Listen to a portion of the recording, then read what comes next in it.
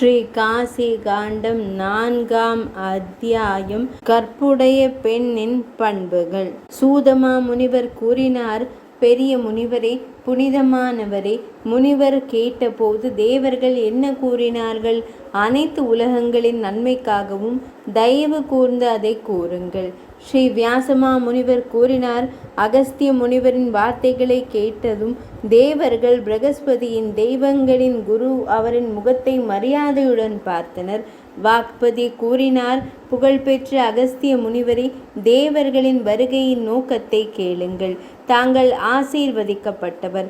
தாங்கள் அடைய வேண்டியதை தாங்கள் அடைந்து விட்டீர்கள். பெரிய மனிதர்களால் கூட தாங்கள் மதிக்கப்படுகிறீர்கள். ஒவ்வொரு ஆசிரமத்திலும், ஒவ்வொரு மலையிலும், ஒவ்வொரு காட்டிலும் துறவிகள் இல்லையா? சிறந்த முனிவரே, ஆனால் உங்கள் நிலை முற்றிலும் வேறுபட்டது. நீங்கள் தவத்தின் மகிமையை கொண்டவர். பிராமண ஒளி உங்களில் நிலை நிறுத்தப்பட்டுள்ளது. உயர்ந்த வகையின் தகுதியின் மகிமை உங்களில் உள்ளது. தாராள மனப்பான்மை உங்களில் உள்ளது. உங்களுக்கு நிலையான மனம் உள்ளது. இந்த மங்களகரமான மற்றும் கற்புமிக்க பெண்மணி லோபாமுத்ரா தேவி புனித சடங்குகளில் உங்கள் கூட்டாளி ஆவார். உங்களுடன் துணை நின்றவர். அவர் தங்கள் உடலின் நிழலை போன்றவர். அவரை பற்றிய ஒரு குறிப்பும் தகுதி அளிப்பவர். தேவியர் அருந்ததி, சாவித்ரி, அனுசூயா, சாண்டில்யா, சதி, லக்ஷ்மி தேவி, சதரூபா, மேனா, சுனிதி, சமக்ஞா மற்றும் ஸ்வாகா ஆகியோரால் கற்புடையவர்களில் இந்த பெண்மணியைப் போல வேறு யாரும் சிறந்தவர்களாக கருதப்படவில்லை என்பது உறுதி. இந்த கற்புடைய பெண்கள் முறையே வசிஷ்டர், பிரம்மதேவர், அத்ரி, கௌசிகர், சதி முதல் மனைவி ஈசனாரின் முதல் மனைவி ஆவார் மற்றும் விஷ்ணு, ஸ்வாயம்பு மனு, இமயமலை, உத்தானபாத பக்த துருவனின் தந்தை, விவஸ்வான் சூரிய கடவுள், அக்னி நெருப்பு கடவுள் ஆகியோரின் மனைவியர். முனிவரே, நீங்கள் உணவை உட்கொண்ட பிறகு அவர் உணவை எடுத்துக்கொள்கிறார். நீங்கள் நிற்கும் போது அவளும் நிற்கிறாள். நீங்கள் முழுமையாக உறக்கம் கொண்ட பிறகு அவள் படுக்கைக்கு சென்று உங்களுக்கு முன் எழுந்து கொள்வாள். அவள் ஒருபோதும் அலங்காரமின்றி உங்கள் முன் வருவதில்லை. நீங்கள் வேறு ஏதாவது வேலைக்காக செல்லும் போது அவள் அனைத்து அலங்காரங்களையும் தவிர்க்கிறாள். அவள் ஒருபோதும் உங்கள் பெயரை உச்சரிக்க மாட்டாள். இதனால் உங்கள் நீண்ட ஆயுள் சிறப்பாக இருக்கும். அவள் ஒருபோதும் மற்ற ஆண்களின் பெயர்களை குறிப்பிடுவதில்லை. உங்களால் கோபமான வார்த்தைகளால் தாக்கப்பட்டாலும் அவள் ஒருபோதும் தனது அதிருப்தியை வெளிப்படுத்துவதில்லை. உங்களால் தாக்கப்பட்டாலும் அவள் தொடர்ந்து உங்களிடம் மகிழ்ச்சி அடைகிறாள். நீங்கள் இதை செய் என்று சொன்னால் அவள், ஆண்டவரே, அது முடிந்துவிட்டது என்பதை நீங்கள் அறிந்து கொள்ளுங்கள் என்று பதிலளிக்கிறாள். தங்களால் அவள் அழைக்கப்படும் போது அவள் தனது மற்ற இல்ல கடமைகளை விட்டுவிட்டு விரைவாக தங்களிடம் வந்து அப்படி கூறுகிறாள். ஆகையால் பகவானே, தாம் என்னை நோக்கி பேசினீர். அந்த இன்பம் எனக்கு தயவாக கொடுக்கப்படட்டும். அவள் நீண்ட நேரம் வாசலில் நிற்பதில்லை. வாசலுக்கு அருகில் படுத்து அதை தடுப்பதில்லை. நீங்கள் கேட்கும் வரை அவள் யாருக்கும் எதையும் கொடுப்பதில்லை. குறிப்பாக சொல்லப்படாமலேயே தெய்வ வழிபாட்டிற்கு தேவையான அனைத்து பொருட்களையும் அவள் தயார் செய்து கொள்கிறாள். அதாவது சடங்குகளுக்கு தேவையான புனித நீர், தர்பை புல், இலைகள், மலர்கள், பச்சை அரிசி, தானியங்கள் போன்றவை. அவள் சரியான நேரத்திற்காக காத்திருக்கிறாள். சரியான நேரத்தில் தேவையானதை பெறுகிறாள். கவலைப்படாமல் இல்லை. அதில் மகிழ்ச்சி அடையாமல் சமைத்த உணவாக இருந்தாலும் சரி, பழங்களாக இருந்தாலும் சரி, மற்ற பொருள்களாக இருந்தாலும் சரி, அவள் தன் கணவரின் இலைகளை எடுத்துக்கொள்கிறாள். அவளுக்கு ஏதாவது கொடுக்கப்பட்டால் அது உன் பெரிய உதவி என்று கூறி அதை ஏற்றுக்கொள்கிறார். தெய்வங்களுடனும் பிணங்களுடனும் விருந்தினர்களுடனும் வேலையாட்களுடனும் பசுக்களுடனும் பிச்சைக்காரர்களுடனும் பகிர்ந்து கொள்ளாமல் அவள் எதையும் உட்கொள்வதில்லை. அவள் நிதானமாக உடையணிந்து தன்னை அலங்கரித்து கொள்கிறாள். அவள் திறமையானவள். அவளுடைய வேலையில் அவள் மகிழ்ச்சியாக இருக்கிறாள். வீண் விரயம் மற்றும் அதிக செலவு செய்வதை அவள் வெறுக்கிறாள். உங்கள் அனுமதியின்றி அவள் ஒருபோதும் புனித அனுஷ்டானங்கள், விரதங்கள் மற்றும் சபதங்களை எடுக்க மாட்டாள். அவள் சமூக விழாக்களுக்கு தூரத்திலிருந்து செல்வதை தவிர்க்கிறாள். அவள் ஒருபோதும் புனித யாத்திரை செல்வதில்லை அல்லது திருமண கொண்டாட்டங்களை பார்ப்பதற்காக தாங்கள் இல்லாமல் செல்வதில்லை. கணவர் வசதியாக அமர்ந்திருந்தால், ஆழ்ந்த தூக்கத்தில் இருந்தால் அல்லது விளையாட்டு மனநிலையில் இருந்தால் அவரை சாதாரணமாகவோ அல்லது அவளுடைய தனிப்பட்ட நெருக்கமான காரணங்களுக்காகவோ கூட அவரை எழுப்பி தொந்தரவு செய்ய மாட்டாள். மாதாந்திர பயிற்சியின் போது அவள் அந்த 3 தினங்களுக்கு தனது கணவருக்கு தன் முகத்தை காட்ட மாட்டாள். அதன் பிறகு அவள் நீராடுவதன் மூலம் அவள் சுத்திகரிக்கப்படும் வரை அவள் தன் வார்த்தைகளை மற்றவர்களுக்கு கேட்க வைக்க மாட்டாள். அவள் சுத்திகரிப்பு, அதாவது நீராடிய பிறகு 4ஆம் நாளில் அவள் முதலில் தன் கணவரின் முகத்தை பார்க்கிறாள், வேறு யாரையும் பார்க்க மாட்டாள். அல்லது தன் கணவனை மனதில் தியானித்த பிறகு அவள் சூரியனை பார்க்கிறாள். கற்புமிக்க பெண் பாவம் செய்கிறாள். தன் கணவரின் நீண்ட ஆயுளை மனதார விரும்பும் ஒரு பெண் மஞ்சள், குங்குமம், சிந்தூரம், சிவப்பு ஈயம், கோலிரியம், ரவிக்கை, வெற்றிலை, அற்புதமான மங்களகரமான அலங்காரங்கள், முடிகள் மற்றும் முடி, சடை, கைகள், காதுகள் போன்றவற்றில் உள்ள ஆபரணங்களை செய்வதல் ஆகியவற்றை ஒருபோதும் இல்லாமல் இருக்க மாட்டாள். ஒரு கற்புடைமை கொண்ட பெண், ஒரு சலவை பெண் அல்லது மாதாந்திர பாதையில் இருக்கும் பெண், ஒரு பகுத்தறிவாளர், சந்தேகவாதி அல்லது மதவெறியர், ஒரு புத்த துறவி பெண் அல்லது காபாலிக பிரிவை சேர்ந்த ஒரு பெண் அல்லது ஒரு துரதிருஷ்டவசமான துறவியுடன் ஒருபோதும் நெருங்கிய தோழமையை கொண்டிருக்க மாட்டாள். இந்த கற்புடைமை கொண்ட பெண் தன் கணவரை வெறுக்கும் ஒரு பெண்ணிடம் ஒருபோதும் பேசுவதில்லை. அவள் எங்கும் தனியாக இருப்பதில்லை. அவள் நிர்வாணமாக எங்கும் நீராடுவதும் இல்லை. ஒரு கற்புடைமை கொண்ட பெண் சாந்து, பூச்சி, துடைப்பம், அரைக்கும் கல் அல்லது எந்த இயந்திர சூழ்ச்சியிலும் அமர்ந்திருப்பதில்லை. அல்லது முன்கதவின் அல்லது வாயிலின் இருபுறமும் உயர்த்தப்பட்ட மேடையில் அமர்ந்திருப்பதில்லை. பாலியல் ஈடுபாட்டின் போது தவிர வேறு எந்த நேரத்திலும் அவள் வெட்கமற்ற துணிச்சலை காட்டுவதில்லை. தன் கணவர் எதில் ஆர்வமாக இருக்கிறானோ அதை அவள் விரும்புகிறாள். இது ஒரு பெண்ணுக்கு புனிதமான சபதம். இதுவே மிகப்பெரிய பக்தி. தன் கணவரின் வார்த்தைகளை அவள் ஒருபோதும் மீறாத ஒரே தெய்வீக வழிபாடு இதுதான். தன் கணவர் ஒரு அன்னகராக இருந்தாலும், பரிதாபகரமான நிலையில் இருந்தாலும், நோயாளியாக இருந்தாலும், வயதானவராகவும் முதுமை அடைந்தவராகவும் செல்வந்தராக இருந்தாலும் அல்லது ஏழையாக இருந்தாலும் அவள் ஒருபோதும் அவரை புறக்கணிக்க மாட்டாள். கணவர் மகிழ்ச்சியடையும் போது அவள் மகிழ்ச்சி அடைய வேண்டும். கணவர் சோகமாகவும் வருத்தத்துடன் இருக்கும் போது அவளும் சோகமாகவும் வருத்தத்துடனும் இருக்க வேண்டும். செல்வ செழிப்பிலும் துன்பத்திலும் தன்னை தன் கணவருடன் அடையாளம் காட்டினால் அந்த பெண் புண்ணிய செயலை செய்தவளாக இருப்பாள். நெய், உப்பு, எண்ணெய் போன்றவை இல்லத்தில் இல்லாத போது எங்களிடம் இதுவும் அதுவும் இல்லை என்று வெளிப்படையாக கூறலாகாது. ஒரு கற்புமிக்க பெண் தன் கணவரை ஒருபோதும் அதிக மன அழுத்தத்திற்கு ஆளாக்குவதில்லை. புனித தலங்களுக்கு அருகில் உள்ள புனித நீரில் புனித நீராட விரும்பும் ஒரு பெண் தனது கணவரின் பாதங்களை சுத்தம் செய்த நீரை குடிக்க வேண்டும். ஒரு பெண்ணிற்கு அவரது கணவர் மட்டுமே சங்கரர் அல்லது விஷ்ணுவை விட மிகவும் உயர்ந்தவர். ஒரு பெண் தனது கணவரின் விருப்பத்தை புறக்கணித்து புனித விரதங்கள் ஆகியவற்றை கடைபிடித்தால் அவள் தனது கணவரின் ஆயுளை குறைக்கிறாள். இறந்த பிறகு அவள் நரகத்திற்கு செல்கிறாள்.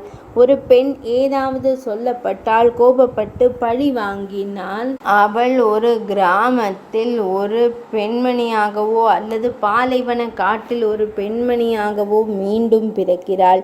கணவனின் திருப்பாதங்களை வணங்கிய பிறகு எல்லாவற்றையும் அனுபவிக்க வேண்டும் என்று பெண்கள் பின்பற்ற வேண்டிய அனைத்து விதிகளிலும் இது மிக முக்கியமானதும் தீர்க்கமானதும் குறிப்பிடப்படுகிறது. ஒரு பெண் ஒருபோதும் உயர்ந்த இருக்கையில் அமரக்கூடாது. அவள் ஒருபோதும் மற்ற ஆண்களின் இல்லங்களுக்கு செல்லக்கூடாது. அவளையோ அல்லது மற்றவர்களையோ வெட்கப்பட வைக்கும் வார்த்தைகளை அவள் ஒருபோதும் கூறலாகாது. அவள் ஒருபோதும் அவதூறான வார்த்தைகளை பேசக்கூடாது.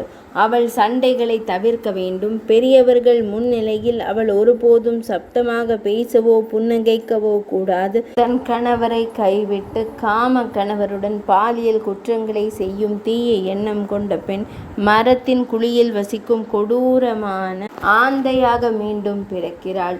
ஒரு பெண் அடிக்கப்பட்டவுடன் பழிவாங்கும் விதமாக அடிக்க விரும்பினால் அவள் ஒரு புலியாகவோ அல்லது ஒரு பெண் பூனையாகவோ பிறக்கிறாள். ஒவ்வொரு ஆணை பார்க்கும் ஒரு பெண் கண்களை கவ்விக்கொள்கிறாள். ஒரு பெண் தன் கணவரை ஒதுக்கி வைத்துவிட்டு இனிப்பு பண்டங்களை ருசித்தால் அவள் ஒரு கிராமத்தில் ஒரு பெண் பன்றியாகவோ அல்லது தன் மலத்தை உண்ணும் பறக்கும் நரியாகவோ பிறக்கிறாள். ஒரு பெண் தன் கணவரை மரியாதைக்குரிய நீ என்று அழைப்பதற்கு பதிலாக அவமரியாதையாகவும் விரும்பத்தகாததாகவும் அழைத்தால் அவள் ஊமையாகிறாள். எப்போதும் தன் சக மனைவிகள் மீது பொறாமை கொண்டவள் மீண்டும் மீண்டும் பரிதாபமாகிறாள். தன் கணவரை காணாமல் மற்றவர்களை பார்ப்பவள் ஒற்றை கண்ணனாகவோ முகம் சிதைந்தவளாகவோ அல்லது அருவருப்பான தோற்றத்துடன் மீண்டும் பிறக்கிறாள். வெளிப்புற வேலையிலிருந்து தன் கணவர் திரும்புவதைக் கண்டதும் மனைவி அவசரமாக அவருக்கு லேசான உணவு, தண்ணீர் மற்றும் வெற்றிலை கொடுக்க வேண்டும். அவள் அவனுக்கு விசிறி அவள் பாதங்களை அன்போடு பிடித்து விட வேண்டும். அவனது சோர்வு மற்றும் கவலையை போக்க இனிமையான வார்த்தைகளை பேச வேண்டும். இவ்வாறு ஒரு பெண் தன் கணவரை மகிழ்வித்தால் 3 உலகங்களும் அவளால் மகிழ்ச்சி அடையும்.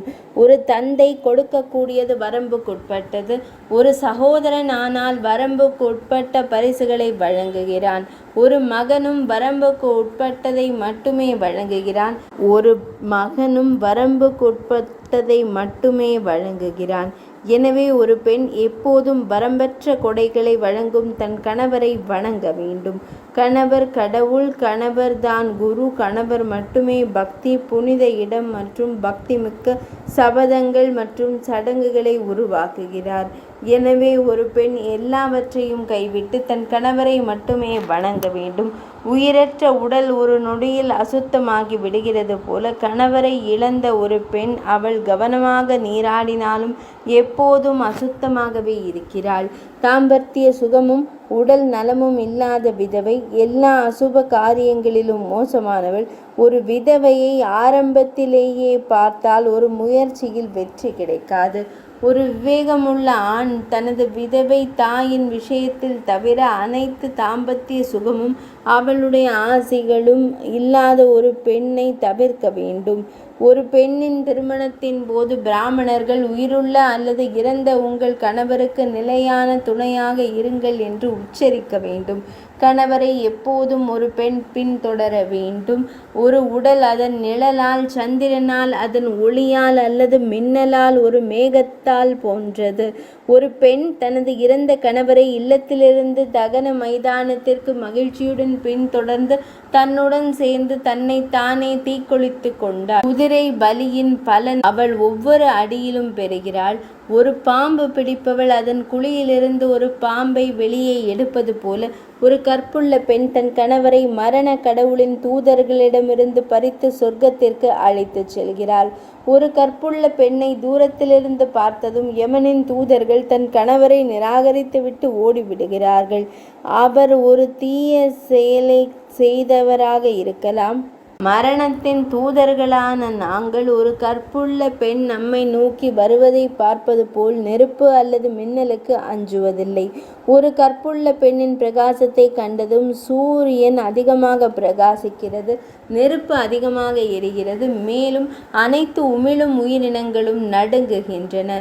ஒரு கற்புள்ள பெண் விளையாட்டுத்தனமாக தனது கணவருடன் 10,000 கோடி ஆண்டுகள் சொர்க்க இன்பங்களை அனுபவிக்கிறாள்.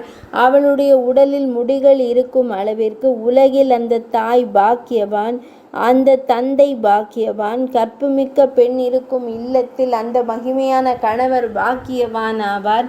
கற்புமிக்க பெண்ணின் தகுதியால் அவளுடைய தந்தையின் குடும்ப உறுப்பினர்கள், அவளுடைய தாயின் குடும்ப உறுப்பினர்கள் மற்றும் அவளுடைய கணவரின் குடும்ப உறுப்பினர்கள் ஆகிய மூவரும் சொர்க்கத்தின் இன்பங்களை அனுபவிக்கிறார்கள்.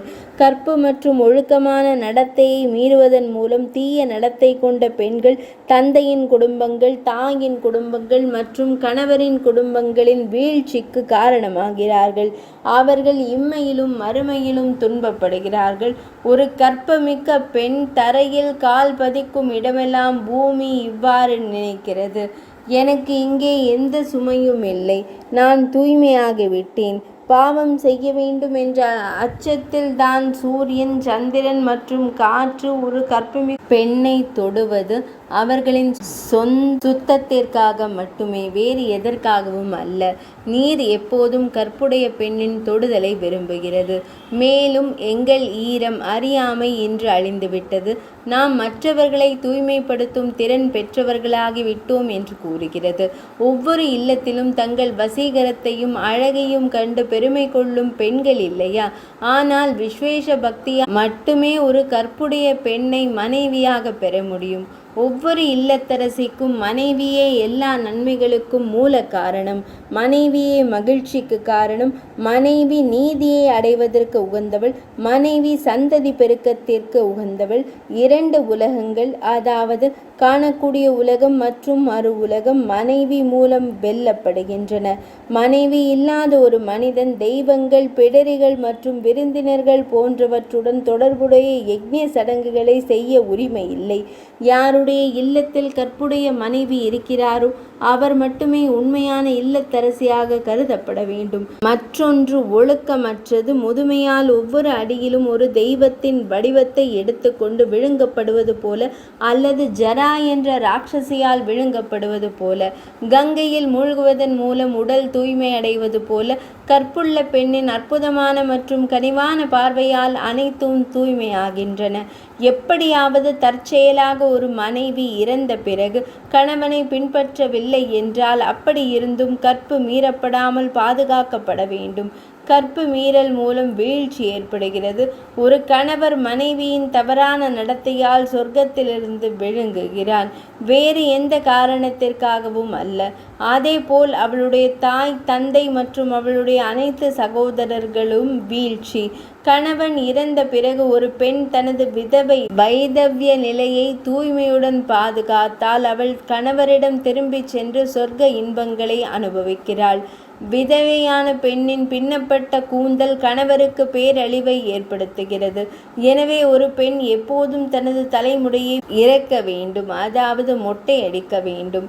ஒரு விதியாக ஒரு விதவை ஒரு நாளைக்கு ஒரு முறை மட்டுமே உணவருந்த வேண்டும், 2வது முறை உணவருந்தல் ஆகாது. அவள் தொடர்ச்சியாக 3 தினங்கள் அல்லது 5 தினங்கள் ஒன்றாக அல்லது 15 தினங்கள் உண்ணா நோன்பு இருக்க வேண்டும். அவள் ஒரு மாதம் முழுவதும் விரதம் இருக்கலாம்.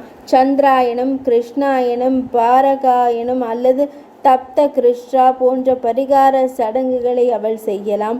உயிர் அழியும் வரை அவள் எப்படியாவது சமைத்த பார்லி, பழ உணவு, காய்கறி உணவுகள் அல்லது வெறும் பால் ஆகியவற்றை கொண்டு தன்னை நிலைநிறுத்தி கொள்ள வேண்டும். ஒரு விதவை பெண் அமரும் இருக்கையில் படுத்துக்கொள்வது அவளுடைய கணவருக்கு அழிவை ஏற்படுத்துகிறது. எனவே தனது கணவரின் மகிழ்ச்சியை விரும்பும் ஒரு பெண் வெறும் தரையில் உறக்கம் கொள்ள வேண்டும். விதவையான பெண் ஒருபோதும் உடலில் அபிஷேகம் செய்து பூசக்கூடாது. அவள் எந்த வகையான வாசனை திரவியங்களையோ அல்லது வாசனை பொருள்களையோ பயன்படுத்தலாகாது. எள் மற்றும் குச புல்லுடன் நீர்ப்பாசனம் செய்து கோத்திரம் மற்றும் அந்தந்த பெயர்களை கூறி கணவர், அவரது தந்தை மற்றும் தாத்தாவிற்கு தினமும் வழங்க வேண்டும். ஸ்ரீ மகாவிஷ்ணுவை வணங்குதல் கணவனை இறைவனுடன் அடையாளப்படுத்த வேண்டும், வேறு விதமாக அல்ல. அவள் எப்போதும் தன் கணவரை ஸ்ரீ மகாவிஷ்ணுவின் வடிவத்தில் இறைவனாக தியானிக்க வேண்டும். கணவரை சாந்தப்படுத்தும் விருப்பத்துடன் உலகில் அவருக்கு மிகவும் பிடித்தமான அனைத்து பொருள்களையும் அவன் விரும்பிய அனைத்தையும் நல்ல குணங்களை கொண்ட ஒருவருக்கு பரிசாக வழங்க வேண்டும். வைசாகம், கார்த்திகை மற்றும் மாசி மாதங்களில் புனித நீராடுதல், பொருட்களை தானம் செய்தல், யாத்திரை மற்றும் ஸ்ரீ மகாவிஷ்ணுவின் நாமங்களை கூறுதல் போன்ற சிறப்பு வழிபாடுகளை அவள் செய்ய வேண்டும். வைகாசி மாதத்தில் தண்ணீர் குடம், கார்த்திகை மாதத்தில் நெய் தீபம் ஏற்றுதல் மற்றும் மாசி மாதத்தில் தானியங்கள் மற்றும் எள் விதைகளை விநியோகித்தல் ஆகியவை சொர்க்கத்தில் சிறப்பு முக்கியத்துவம் வாய்ந்தவை. இந்த உலகம் வைகாசி மாதத்தின் போது பயணிகளுக்கு தண்ணீர் வழங்கும் கொட்டகைகளை அமைக்க வேண்டும். கலந்திகா அடியில் ஒரு துளை கொண்ட ஒரு பானை, அதில் தண்ணீர் நிரப்பப்பட்டு சிலையின் மேல் தொடர்ந்து தண்ணீர் பாயும் வகையில் சிலைக்கு மேலே வைக்கப்பட்டுள்ளது. தெய்வங்களுக்கு வழங்க வேண்டும். முக்கிய பிராமணர்களுக்கு பின்வரும் பொருள்களை பரிசாக வழங்க வேண்டும்: செருப்புகள், விசிறிகள், குடை, மெல்லிய ஆடைகள் மற்றும் நல்ல ஆடைகள், சந்தனம், கற்பூரம், வெற்றிலை, பூக்கள், பல வகையான தண்ணீர் தொட்டிகள் மற்றும் மலர் வீடுகள், பல்வேறு வகையான பானங்கள், மலர் வகைகளான இல்லங்கள், திராட்சை, வாழைப்பழங்கள் போன்றவை. பரிசளிக்கும் போது அவள் என் கணவர் மகிழ்ச்சி அடையட்டும் என்று கூற வேண்டும். ஊர்ஜா: கார்த்திகை மாதத்தில் அவள் சமைத்த பார்லியை உட்கொள்ள வேண்டும் அல்லது ஒரு முறை மட்டுமே உணவருந்த வேண்டும். கத்தரிக்காய், சூரணம் மற்றும் சுகசிம்பி, முகுனா அரிப்பு ஆகியவற்றை தவிர்க்க வேண்டும். கார்த்திகை மாதத்தில் எண்ணெய், தேன், பித்தளை பாத்திரம் மற்றும் பதப்படுத்தப்பட்ட ஊறுகாய்களை தவிர்க்க வேண்டும். கார்த்திகையில் மௌன விரதத்தை கடைபிடிப்பவர் ஒரு அழகான மணியை பரிசளிக்க வேண்டும். இலை, கோப்பைகள் மற்றும் தட்டுக்களில் சாப்பிடுவதாக சபதம் எடுத்தால் நெய் நிரப்பப்பட்ட மணி போன்ற உலோக பாத்திரத்தை கொடுக்க வேண்டும். வெற்று தரையில் படுத்துக் கொள்வது சபதம் என்றால் பருத்தியால் நிரப்பப்பட்ட மென்மையான படுக்கையை பரிசளிக்க வேண்டும். பழங்களை தவிர்ப்பது சபதமாக இருந்தால் பழங்களை பரிசாக கொடுக்க வேண்டும். சாறு தவிர்ப்பது சபதமாக இருந்தால் அந்த சாற்றை பரிசாக கொடுக்க வேண்டும். தானியங்களை தவிர்ப்பது சபதமாக இருந்தால் அந்த குறிப்பிட்ட தானியத்தை பரிசாக கொடுக்க வேண்டும் அல்லது நெல்லையும் கொடுக்கலாம். மிகுந்த முயற்சியுடன் பசுக்களுக்கு நன்கு அலங்கரிக்கப்பட்டு தங்க பரிசுகளுடன் கொடுக்க வேண்டும். ஒரு புறம் மற்ற அனைத்து பரிசுகளும் மறுபுறம் தீப கொடையும் பெறப்பட்ட நன்மைகளை ஒப்பிடுவதற்கு எடை போட்டால் மற்ற அனைத்து பரிசுகளும் கார்த்திகையில் தீப கொடையின் 16 ஒரு பங்கு கூட தகுதியற்றவை. மாசி மாதத்தில் புனித நீராடல் சூரியன் சற்று உதயமாகும் போது செய்யப்பட வேண்டும். மாசியில் புனித நீராடல் விரதத்தை கடைபிடிக்கும் பக்தர் தனது திறனுக்கு ஏற்ப விதிகள் மற்றும் விதிமுறைகளை பின்பற்ற வேண்டும். பிராமணர்கள், துறவிகள் மற்றும் முனிவர்களுக்கு இனிப்பு சமைத்த உணவுகள், இனிப்புகள், பீனிகள், பதகங்கள், இந்திரிகா போன்றவை வழங்கப்பட வேண்டும். இவை சிறப்பாக தயாரிக்கப்படும் இனிப்புகள் மற்றும் சிற்றுண்டிகள். அவற்றை நெய்யில் வறுக்க வேண்டும் அல்லது சமைக்க வேண்டும். தேவையான இடங்களில் மிளகு சேர்க்க வேண்டும். அவற்றை வெள்ளை கற்பூரத்துடன் சுவைக்க வேண்டும். உள்ளே சர்க்கரை இருக்க வேண்டும். தயாரிக்கப்படும் பொருட்கள் பார்ப்பதற்கு அழகாகவும் நறுமணம் மிகுந்ததாகவும் இருக்க வேண்டும். குளிர்ச்சியை தடுக்க உலர்ந்த எரிபொருளை மொத்தமாக கொடுக்க வேண்டும். பருத்தியால் நிரப்பப்பட்ட சட்டைகள் மற்றும் ரவிக்கைகளுடன் பருத்தியால் நிரப்பப்பட்ட மெத்தை மற்றும் சிறந்த உறைகள் வழங்கப்பட வேண்டும். பைத்தியம் போன்ற சிவப்பு நிற ஆடைகள், பருத்தி துணிகள், ஜாதிக்காய், கிராம்பு, அனைத்து வகையான வெற்றிலை, போர்வைகள், பல்வேறு வண்ணங்களில் சால்வைகள், வீசும் காற்றிலிருந்து பாதுகாப்பு அளிக்கும் இல்லங்கள், மென்மையான செருப்புகள் மற்றும் ஜோடி செருப்புகள், இனிப்பு நறுமணம் கொண்ட நறுமணப் பொருட்கள் வழங்கப்பட வேண்டும். புகழ்பெற்ற ஆலயங்களில் நெய் தடவிய கம்பளங்களுடன் பதரிகாசிரம ஆலயத்தில் உள்ளது போல அவ்வாறு வழிபடுவது போல மகா அபிஷேகத்திற்கு பிறகு அவள் வழிபட வேண்டும். கருவறையில் உள்ள தூபத்தில் அகல்லோச்சம் பயன்படுத்தப்பட வேண்டும். விளக்குகளில் அடர்த்தியான திரிகள் இருக்க வேண்டும். பல்வேறு வகையான உணவு பிரசாதங்கள் இருக்க வேண்டும். பின்னர் அவள் என் கணவரின் வடிவத்தில் இறைவன் மகிழ்ச்சி அடையட்டும் என்று கூற வேண்டும். ஒரு விதவை பெண் வைகாசி, கார்த்திகை மற்றும் மாசி மாதங்களை இது போன்ற புனித விரதங்கள் மற்றும் அனுஷ்டானங்களுடன் கழிக்க வேண்டும். உயிருக்கு ஆபத்து ஏற்பட்டாலும் அவள் காளையின் மீது ஏறக்கூடாது. ரவிக்கைகள் அல்லது அழகான ஆடைகளை அணியலாகாது. தன் கணவரை நேசிக்கும் விதவை பெண் தன் மகன்களிடம் கேட்காமல் எதையும் செய்யலாகாது. இந்த விரதங்கள் மற்றும் நடைமுறைகள் அனைத்தையும் கடைபிடிக்க பழகிய விதவை பெண் மங்களகரமானதாகவே கருதப்படுகிறாள். கற்பு உள்ளவள். இந்த அனைத்து புனித நடைமுறைகளையும் கடைபிடிக்கும் விதவை தன் கணவரின் உலகங்களை அடைவாள். அவள் எங்கும் துன்பப்பட மாட்டாள்.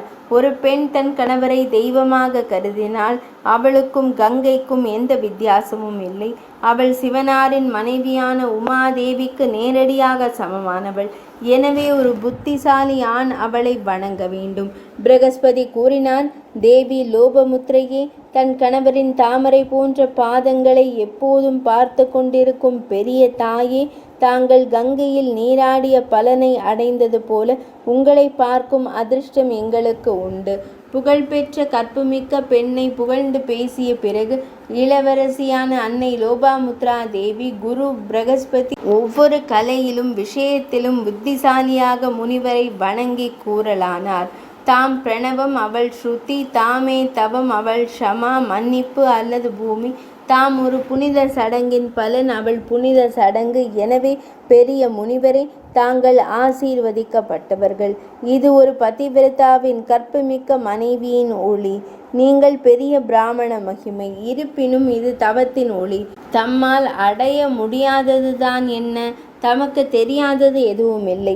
இருப்பினும் தேவர்கள் ஏன் இங்கு வந்தார்கள் என்பதை நான் தமக்கு கூறுகிறேன். முனிவரே, அதை கேட்பீராக. இது மகிமையானது. ருத்ராசுரனை கொன்றவன், 100 யாகங்களை செய்தவன், இடியை பயன்படுத்துபவன், இவ்வாயிலில் 8 சித்திகள் அவரது கருணை பார்வைக்காக ஆவலுடன் காத்திருக்கிறார்கள். அவரது நகரத்தின் புறநகரில் காமதேனு பசுக்கள் கூட்டம் மேய்கின்றன. அவரது குடிமக்கள் எப்போதும் ஆசைகளை தரும் கல்ப மரங்களின் குளிர்ந்த நிழல்களில் படுத்துக் கொள்கிறார்கள். அவரது தெருக்களில் விலை மதிப்பற்ற மற்றும் அற்புதமான சிந்தாமணி ரத்தினங்கள், சரளை மற்றும் கூழாங்கற்கள் போல ஏராளமாக உள்ளன. இவர்தான் நெருப்பு கடவுள், பிரபஞ்சத்தின் தோற்றத்திற்கு ஆதாரம். இவர்தான் தர்மராஜா. இவர்கள் நீர்ருதி, வருணன், வாயு, ஸ்ரீதரன் அதாவது குபேரன், ருத்ரன் மற்றும் பலர். அனைத்து ஆசைகளையும் நிறைவேற்ற நல்ல நடத்தை கொண்டவர்களால் சக்தி வாய்ந்த நபர்கள் சாந்தப்படுத்தப்படுகிறார்கள். இவர்கள் வேண்டுபவர்கள். உலக நலனுக்காக நீங்கள்தான் பிச்சை எடுக்கப்பட வேண்டும். அதை உங்களிடமிருந்து ஒரு வார்த்தையால் மட்டுமே அடைய முடியும்.